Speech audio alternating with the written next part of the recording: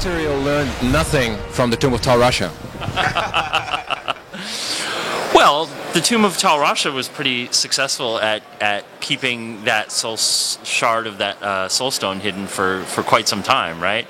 Nothing is forever. I would say, in seriousness though, Tyrael found himself in a very hard situation. I know a lot of people watch the cinematic and go, well, why didn't he just destroy it? Or, you know, some people have asked, like, why didn't he just keep it in heaven? It would have been safer there. But the fact is, the Black Soulstone is the most powerful artifact in creation, in existence. And it has a corrupting influence. And Tyrael very clearly felt that it was not doing good things for heaven, right? It was sowing dissent among the angels, who are now the most powerful beings around, other than the Nephilim. So it was not a good idea for them to slowly become corrupt by the Black Soulstone. So he had to get it out of heaven. He didn't know if he could destroy it. Like, why didn't he just take it to the Hellforge and destroy it? Well, the fact is, the Black Soulstone is not like the other Soulstones. They were chipped off of the World Stone. This was a construct created by a human being, a notoriously twisted human being, Zoltan Kulle. So really, it's like dealing with this crazy plutonium bomb that nobody knows exactly how it works and what's going to happen to it. And so at the end of the day, the safest thing he could do was hide it away, knowing that it's an imperfect solution, right? Like, someday somebody's going to find it, you know? The one thing that he couldn't have foreseen, though, was that Malthael would know. It didn't take long.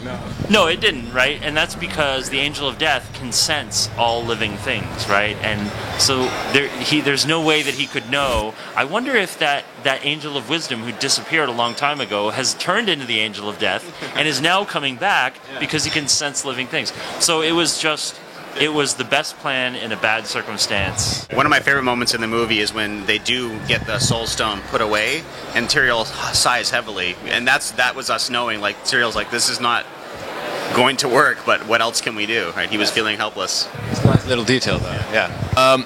Well, I would like to argue that the combat system has been a little bit streamlined. You could say even simplified since Diablo 2. You know, there's reduced importance of actual choosing the stats. Maybe you can get that with Paragon points, but still, the writing has become a little more outspoken and also more explicit.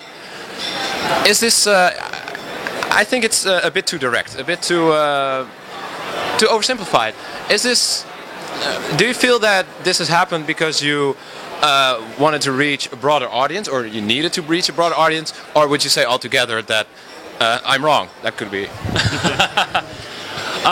I would say that the reason that the storytelling and the level of storytelling changed from Diablo 2 to 3 is just that Blizzard started to try to incorporate more storytelling into their games. You know, the storytelling in Diablo 2 was great when that game came out, but really it's you run up to a character and then they monologue at you for a long time, and that was great at the time, and I played a lot of that and loved it, right?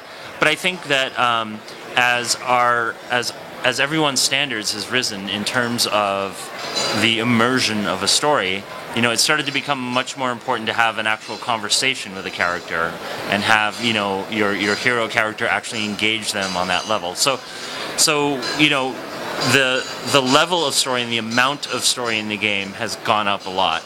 And you know, some people are not a fan of that, and that's, you know, that's totally fine. But obviously, whenever you try something new, some parts of it are going to work, and some parts are going to be a little rough on the edges, right? And so, you know, that's, I would say, if Blizzard has one quality that stands out from all the rest, it's that it continues to support its games after they come out, right? So That's been true, yeah. Yeah, so Diablo 3 came out, we tried a lot of different things with the storytelling. Some of it worked, some of it was less successful, but we're going to keep refining and keep improving. And, you know, I think the storytelling in Reaper of Souls is going to be better than in Diablo 3, and, you know, I think whatever we make in the future is going to continue to improve, so.